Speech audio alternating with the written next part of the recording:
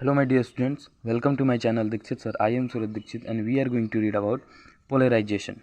My dear students, polarization is the last chapter of optics BSc second year. ठीक है my dear students, अब हम बात करते हैं polarization होता क्या है और ये थ्योरी हमें जानना क्यों है, ये कहाँ से आई. ठीक है, इन सब चीज़ों के बारे में हम बात करेंगे माय डियर स्टूडेंट्स. तो चलिए समझते हैं कि पोलराइजेशन की थ्योरी आई क्यों और इसे हमें क्यों समझना जरूरी है. माय डियर स्टूडेंट्स, हमने जब शुरू किया था ऑप्टिक्स, ठीक है, हमने दो तरीके से बताया. एक बताया रे ऑप्टिक्स,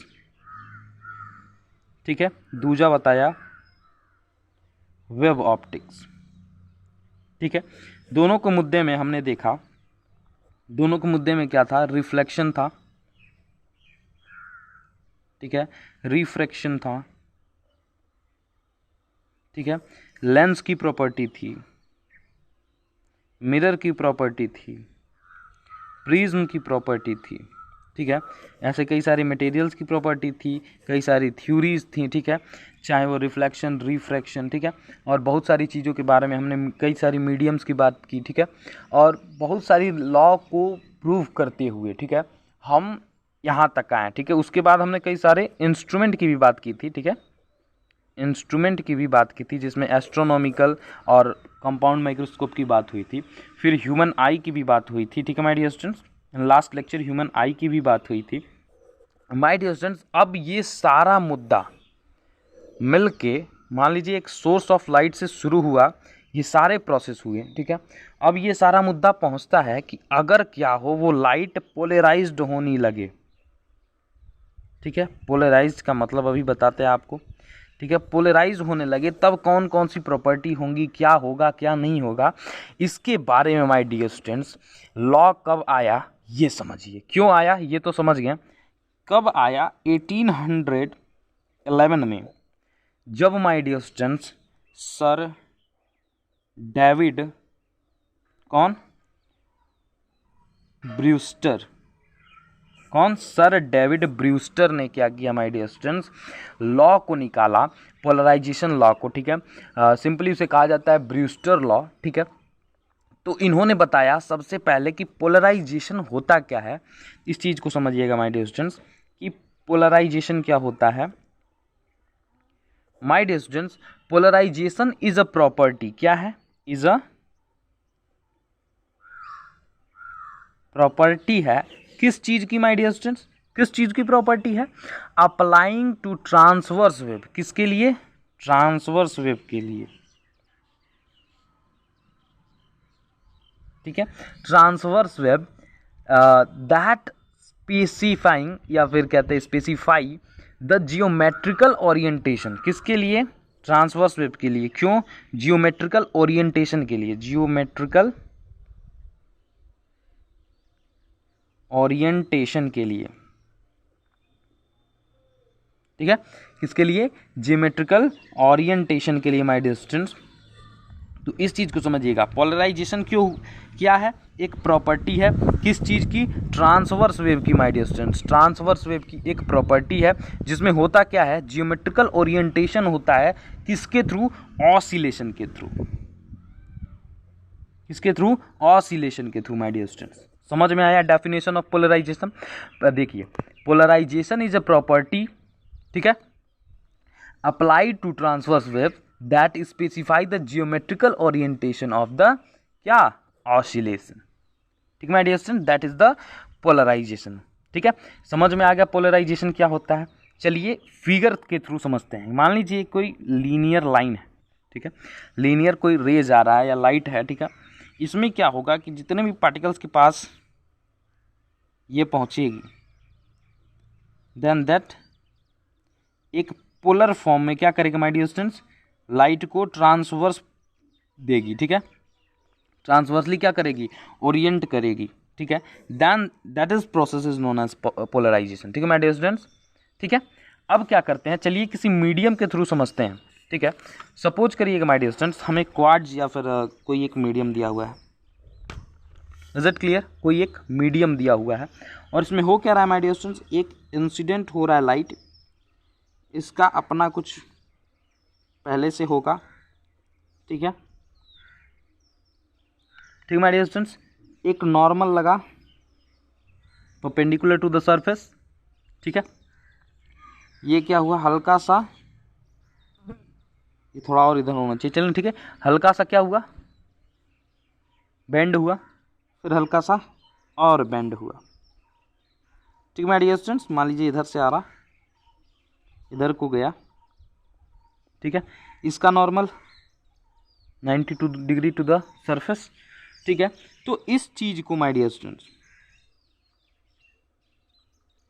ये जो लाइट्स बनाएंगी, ठीक है, ये तो आपस में गई तब बनाई, यहाँ से क्या होगा, यहाँ से जो इंटर किया, यहाँ से एक डॉटेड लाइन बन जाएगी अपने आप, डॉटेड स्ट्रक्चर बन जाएगा, दैट इज, मान लीजिए कि कोई ए रे है या फिर ई रे है, ठीक है। तो ये क्या मिलके बनाएगा, एक प्लेन पोलराइज्ड लाइट बनाया, ठीक है, किसके थ्रू, प्लेन पोलराइज्ड, किसके थ्रू, प्लेन पोलराइज्ड डाइक्रोमिज्म के थ्रू, ठीक है माय डियर स्टूडेंट्स। तो इस चीज को कहेंगे क्या, प्लेन पोलराइजेशन, क्या कहेंगे my dear students, plane polarization, जिसे क्या करना है, हमें पढ़ना है अपने सिलेबस में, प्लेन पोलराइजेशन क्या होता है। तो यहाँ पे देखिएगा माय डियर स्टूडेंट्स, क्या होगा, न्यू1 होगा, न्यू2 होगा, यानी दो मीडियम है।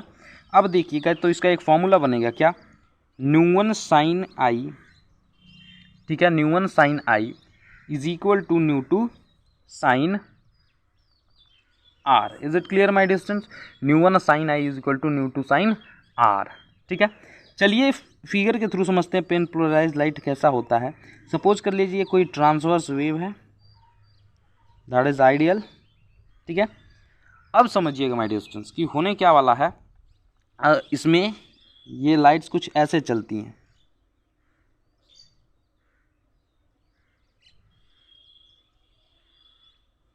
ठीक है, समझ में आ रहा my dear students, that is transverse wave, क्या है, ओरिएंटेशन है, ठीक है, इसमें क्या है, जियोमेट्रिकल ओरिएंटेशन हो रहा है कि नहीं हो रहा है, ठीक है। इसमें क्या हो रहा है, ऑसिलेशन भी हो रहा है, ये जितना पार्ट जितना पार्ट ये, जितना पार्ट ये जितना पार्ट ये, ठीक है, दैट इज द ओरिएंटेशन, ठीक है। अब देखिएगा प्लेन पोलराइज्ड में तीन चीजें हो सकती हैं, क्या, पहला लीनियर हो सकता है दूजा वो सर्कुलर हो सकता है, सर्कुलर, ठीक है, सर्कुलर हो सकता है, तीजा वो इलिप्टिकल हो सकता है, क्या हो सकता है, इलिप्टिकल हो सकता है। थोड़ा ध्यान दीजिएगा माय डियर स्टूडेंट्स, ये जितने भी चीज़ बताएं वो 2 डायमेंशन में होता है, क्या होता है, 2 डायमेंशन में होता है, यानी कि पोलर फॉर्म में हमेशा क्या होगा, ठीक है, इस चीज़ को शो करेगा my dear students, then that is linear, circular या फिर इलिप्टिकल की बात करेंगे, किस में, प्लेन पोलराइज्ड में, ठीक है माय डियर स्टूडेंट्स। तो इस चीज़ को आप समझ चुके हैं। अब हम बात करते हैं my dear students main thing of this chapter, Brewster law की। किस चीज़ की my dear students, Brewster law की। तो समझिएगा, ब्रूस्टर ने जब कहा कि सर जी मेरा कॉन्सेप्ट ये है, तो उसे समझाया गया कि चलिए बताइए पहला अपना कॉन्सेप्ट तो बता दीजिए सर, ठीक है।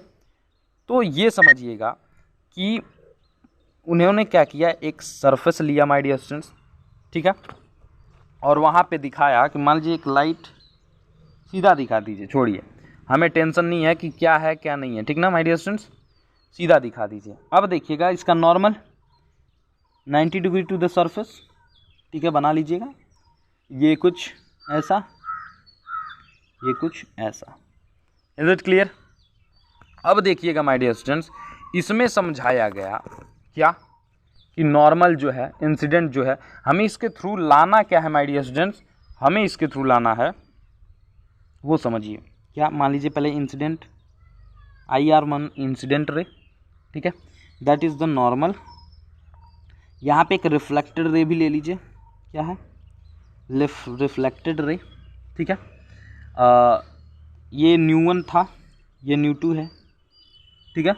ये देखिए ये जो आएगी लाइट, ठीक है, एवरी प्रोसेस के बाद आने वाली है, यानी कि कौन सी है, रिफ्लेक्टेड, ठीक है, रे, और वो कैसी होगी, पार्शियली पोलराइज्ड होगी, क्यों, क्योंकि मीडियम में कुछ तो होगा, ठीक है, पार्शियली पोलराइज्ड,